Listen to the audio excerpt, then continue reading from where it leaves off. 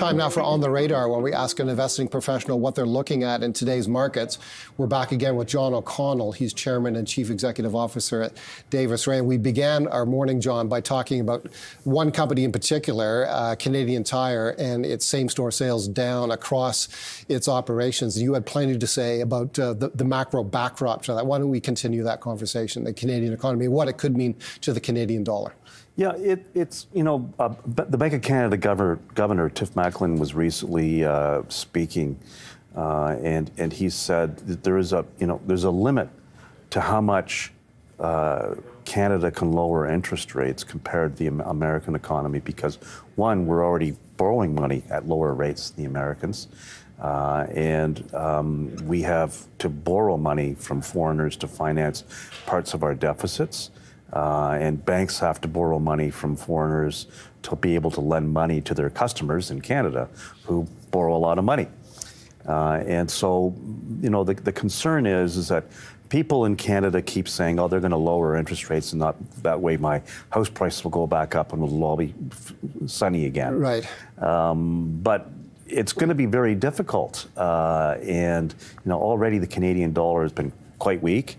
It's not as weak as it has historically been in the past.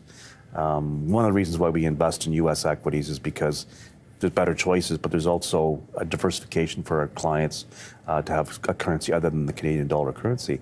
So as we move towards this more and more pronounced slowdown in the Canadian economy, because Canadians are heavily indebted and their spending is being crimped, the Bank of Canada lowers interest rates to try to offset that weakness, and the Canadian dollar falls because investors find it less attractive to invest there than the higher yielding currency like the American currency.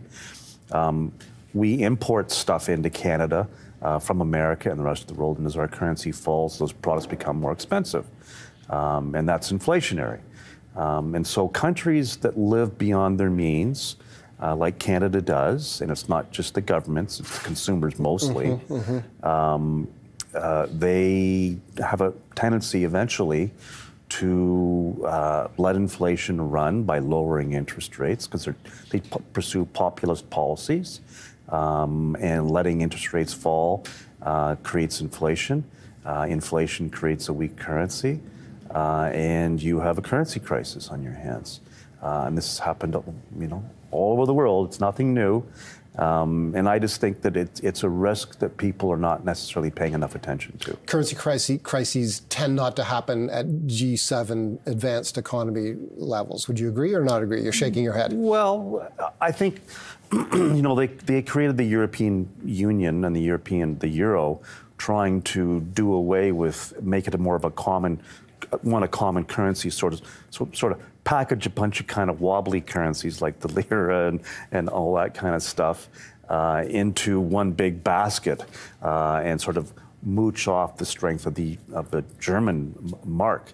And so we haven't seen G7 currencies as volatile as they have recently been, because it's kind of masked underneath the surface through this euro currency. But you see extreme difficulty in some of those countries because they have to raise interest rates very high to try to stay within their budget limits and deficits, but because they're being held to limits in terms of how much money they can borrow or how much the government can spend. And so we're not part of a currency union. Our currency is, freely floating, and people don't have to lend us money, and they don't have to buy our currency. It's just not that big of an economy. And so I think there are real risks out there. I wouldn't be the least bit surprised if the Canadian currency were to break below 70 cents. That's going to affect people's ability to go on holidays and be able to pay their insurance on their places out in Florida, which are already going up. So it's a conundrum that Canada's going to have to pay its going to have to pay its price. That's John O'Connell. And